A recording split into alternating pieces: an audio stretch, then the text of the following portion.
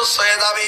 তখন তাই ছেলে ভাতিজাদেরকে ডাক দিয়ে দিয়েছে, ছেলেরা রে ভাতিজারা রে, আগামীকাল পাগলটা যখন রাস্তা দিয়ে যাবে, কাটা পাথর মেরে মেরে মেরে মেরে মেরে মেরে পাগলটাকে জমিনের ভিতরে শেষ করে দিবি। বুদ্ধিটা দিয়ে দিয়েছে। পরের দিন সকালবেলা আল্লাহ রাব্বুল আলামিনের নবীজি যখন ওই যে তাইফ থেকে যখন মক্কার দিকে ফিরবে, সকালবেলা যখন সুন্দর করে দুগু দুগু দুগু দুগু করে নবী যখন হেঁটে হেঁটে অহংকার ছাড়া সুন্দর করে নবী যখন হেঁটে যাইতে চলছে, ভাই গো আগের বুদ্ধিমতো খাপ পিটে রয়েছে তাইফের যুবকগুলি। আল্লাহ রাব্বুল আলামিনের নবীকে দেখে সাইড থেকে কাটা পাথর গুলি বৃষ্টির মতো মারতে শুরু করেছে আল্লাহ রাব্বুল আলামিনের নবীর গায়ে। হাদিস খুলুন, বেরিয়ে যাবার রাহিকুল মাকতুমের ভিতরে বিস্তারিত লেখা হয়েছে। এমন করে পাথর মারতে শুরু করে দিলেন নবীর দিকে। আল্লাহ রাব্বুল আলামিনের নবী শুধু একবার ঘুরে দেখেন, আল্লাহ রাব্বুল আলামিনের নবী দেখেন রাস্তার সাইডে সাইডে পাথর রয়েছে, আর যুবকরা পাথর নিচ্ছে আর নবীর গায়ের ভিতরে মারতে শুরু করে দিচ্ছে। আল্লাহর নবী শুধু একবার বললেন, যুবকেরা আমাকে তোরা কেন পাথর মারতেছিস? আমি নবী পৃথিবীর জমিনের ভিতরে তোদের তো কোনো ক্ষতি করি নাই। আমি আসছিলাম তাইবে, আমি ফেরত যাচ্ছি। কিন্তু যুবকরা কিছুই মানছেন না, এরা পাথর মারতেই চলছে মারতেই চলছে মারতেই চলছে। এমন করে পাথর মারতেছে নবীকে, একটু নবী এগিয়ে যায়, নবীর পিছনে পিছনে এরাও চলছে চলছে চলছে চলছে চলছে। কতটুকু গিয়েছিল শুনে নেন। তাইবের ময়দান থেকে 3 মাইল পর্যন্ত বিশ্বনবীকে পাথর মারতেই চলছে।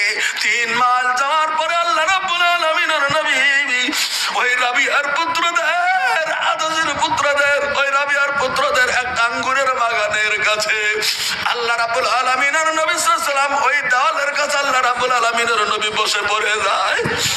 আল্লাহর নবী যখন পাথরের আঘাতে কিতাব খুলে যখন বেরিয়ে যাবে, আল্লাহ রাব্বুল আলামিনের নবীর শরীরের কাপড়ের এমন কোন অংশ ছিল না যেদিন নবীর কাপড়টা রক্তে রঞ্জিত হয়নি। আল্লাহ রাব্বুল আলামিনের নবীর পায়ের জুতা মোবারক সেদিন রক্ততে ভরে গেছে তাইবের ময়দানের যুবকদের পাথরের আঘাতে।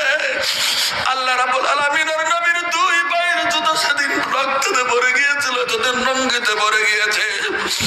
আল্লাহ রাব্বুল আলামিনের নবী সম্পর্কে কবি বলেন, বলে কে দিনের নবী, দিনের নবীজি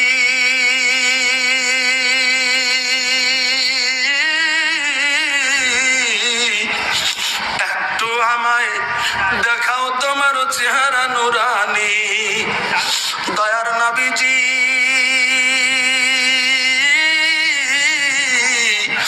একটু আমায় দেখাও তোমার চেহারা নুরানি। দিনের নবী হাইটা যায় যে রাস্তা দিয়া কাফিরেরা কাটা ফেলে, সেই রাস্তায় নিয়া কাঠার আঘাতে নবীর জুতা পরে হয়েছিল লৌহতে লৌহতে নবীর জুতা ভরেছিল। দিনের নবী গিয়েছিলেন তাইব শহরে,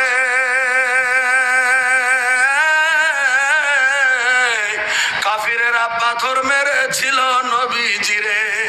পাথরের আঘাতে নবীর শরীর জখম হয়েছিল,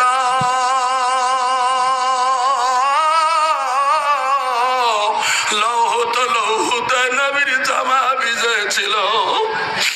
দয়ার নবীজি একটু আমায় দেখাও তোমার চেহারা নুরানি।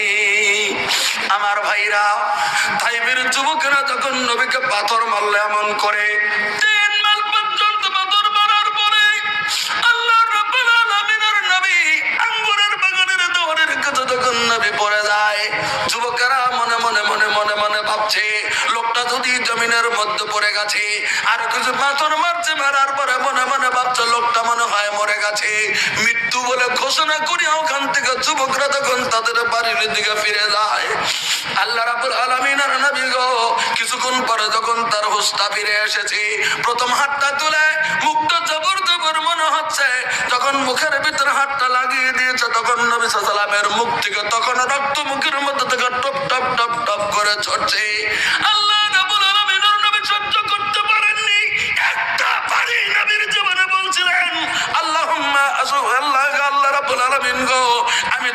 কাছে বলতেছি, আল্লাহুম্মা যুফা কুওয়াতি ওয়া কিল্লাতা হিয়ালাতি। ও আল্লাহ রাব্বুল আলামিন গো, আমি তোমার কাছে শিকায়ত করি মাবুদ গো, আমি তোমার কাছে বলতেছি মাবুদ গো, আমার মনে হয় পৃথিবীর জামিনের ভিতরে আমি নবী আর নবীয়তির দায়িত্ব মনে হয় পালন করতে পারবো কিনা গো আল্লাহ। তুমি আমাকে এমন কওমের কাছে পাঠিয়ে দিয়েছো যারা পৃথিবীর জামিনের ভিতরে নবীকে নবী বলে চিনে নাই। আমাকে পাথর মেরে আমার শরীর এমন করে কত বিক্ষত করে দিয়েছে, কিন্তু তার পরের বাক্যগুলি দেখে নেন একটু দয়া করে।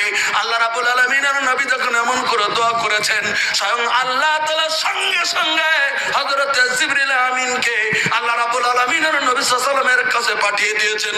হযরত জিবরিল আলাইহিস সালাম দুই তাইবের দুই দিকের দুই পর্বতের সংরক্ষিত ফেরেশতা সঙ্গে করে নিয়ে সঙ্গে সঙ্গে আল্লাহ রাব্বুল আলামিন আর নবীর দরবারে হাজির হয়ে যায়। এসে হযরত জিবরিল সালাম দিচ্ছেন, আল্লাহ রাব্বুল আলামিন আর নবী সালামের জবাবদাহি করলেন। পরে জিবরিল বলতেছেন, নবীজি গো, তুমি তো অন্যায় করোনি পৃথিবীর জমিনের ভিতরে, বিনা অন্যায় তোমাকে এমন করে তাইবের যুবকরা কত বিক্ষত করে দিল পৃথিবীর জমিনের ভিতরে, এমন মারা মারলো তোমাকে, তুমি শুধু অনুমতি দাও গো নবী, এই যে তাইবের দুই দিকের দুই পর্বতের ফেরেশতাকে না আমি জিবরিল হাজির হয়ে গেছি, এখনই দুটি পর্বত চাপা দিয়ে তাইবের ময়দান করিয়ে দেব। এ কথা জিবরিল বলার সঙ্গে সঙ্গে আল্লাহ রাব্বুল আলামিন আর নবীর জ্ঞান পূর্ণতা ফিরে চলে এসেছে। আল্লাহ রাব্বুল আলামিন আর নবী তখন বলছিলেন, জিবরিল রে, না না না না না, আমি আখেরি নবীজি, আমার পরে পৃথিবীর জমিনের ভিতরে কোনো নবী নাই যে জিবরিল তুমি ফেরেশতা নিয়েছো তাইবের ময়দানকে চাপা মেরে শেষ করে দেওয়ার জন্য। না না না, আমার আল্লাহ রাব্বুল আলামিনের কাছে আমার সালামটা দিয়ে দাও। আমার আল্লাহ রাব্বুল আলামিনকে বলে দাও আমি চাপা দিতে পারতে চাই না, আমার উম্মত গুলিন বুঝে নাই, তাইবের ময়দানের যুবকরা বুঝে নাই, না বুঝে আমাকে কেমন করে মেরে দিয়েছে। আল্লাহ রাব্বুল আলামিন যেন গো এই তাইবের সমস্ত যুবকদের মাফ করে দিয়ে এদেরকে যেন ইসলামের দিকে আল্লাহ রাব্বুল আলামিন রুজু করে দেয়। এত ঘাত করার পরেও আল্লাহ রাব্বুল আলামিন আর নবী তাদের জন্য দোয়া করেছিলেন। এখনো হাজীদের কাছে শুনেছি, যখন হজ করতে যায় তাইবের ময়দানে যখন চলে যায়, ওই অঞ্চলগুলি যখন দেখেন তাইবের যুবকরা যদি ওখানে থেকে যায়, তারা চোখের পানি দর করে ছেড়ে দেয় রে, যে হায় হায় এই জায়গার ভিতরে বিশ্ব নবীকে পাথর মেরে আমরা কত বিক্ষত করে দিয়েছিলাম, যিনি বিশ্বের নবী উম্মতের জন্য সারা জিন্দেগি পৃথিবীর জমিনের ভিতরে কাটিয়ে দিয়েছে, আর তাইবের মানুষেরা সেই জায়গার ভিতরে নবীকে কত বিক্ষত করে দিয়েছিল। এখন সারা জীবন আফসোস আফসোস আফসোস জমিনের ভিতরে তারা করছে। আমরাও সেই নবীর উম্মত পৃথিবীর জমিনে, আমাদের জন্য আল্লাহ রাব্বুল আলামিনের নবী কি করেনি একটা যদি হাদিস নজর করেন, আমাদের জন্য আল্লাহ রাব্বুল আলামিন আল্লাহর নবীর উসিলা করে আমরা নবীর উম্মত বলে আমাদের স্থানটা আল্লাহ তাআলা কোথায় রেখে দিয়েছেন। আল্লাহ রাব্বুল আলামিনের নবী বলেন, হাদিস সহিহ বুখারী শরীফে দ্বিতীয় খণ্ডে আনা হয়েছে, আল্লাহ রাব্বুল আলামিনের নবী বলেন, ইন্নী ফারাতাকুম আলাল হাউজ, কঠিন কিয়ামতের দিন গো, আমরা যেদিন হাসরে ময়দানে যাব, একটা হাউজে কাউসার আলাদা একটা নেমুনা থাকে যাবে। আমরা যে কোরআন শরীফের কাছে শুনেছি, আল্লাহ রাব্বুল আলামিন পবিত্র কোরআনে বলে দিয়েছেন, বিসমিল্লাহির রহমানির রহিম, ইন্না আনজালনাহু ফি লাইলাতিল কদর। ও আল্লাহ রাব্বুল আলামিনের নবী গো, আমি আল্লাহ তাআলা তোমাকে আমি আল্লাহ রাব্বুল আলামিন বলে দিয়েছেন, বলে কি আল্লাহ রাব্বুল আলামিন বলেছেন, আমি আল্লাহ তাআলা হ্যাঁ নবী গো তোমাদের জন্য হাউজে কাউসার দান করে দিয়েছি। আল্লাহ রাব্বুল আলামিন যেমন কাউসার দান করে দিয়েছেন, ইন্না আতাইনাকাল কাউসার, আল্লাহ রাব্বুল আলামিন বললেন নবী গো আমি আল্লাহ তাআলা আমাকে কাউসার দান করে দিলাম। এই কাউসার কি জিনিস আবার একটু শুনে নেন। আল্লাহ রাব্বুল আলামিন বলেন, আল্লাহর নবী সাল্লাল্লাহু আলাইহি ওয়াসাল্লাম বলেন, ইন্নী ফারাতাকুম আলাল হাউজ, আমি বিশ্বের নবীজি হাউজে কাউসারের খাটের মালিকের মতো মালিক বনে সেদিন আমি বিশ্বের নবী সেদিন হাসরে ময়দানের ভিতরে থেকে যাব। আল্লাহর নবী বলেন, মান মাররা আলাইয়া শারবা, আমি বিশ্বের নবী বলে দিলাম, যারা যারা যারা যারা যারা যারা হাউজে কাউসারের কাছে যাবে তারা তারা তারা তারা হাউজে কাউসারের পানি সেদিন পান করবে। নারায়ে তাকবীর। সহিহ বুখারীর ইবারত বলছি, তৃতীয় নম্বর আল্লাহ নবী সাল্লাল্লাহু আলাইহি ওয়াসাল্লাম বললেন, ওমান শারবা লাম ইয়াসমা আবাদা।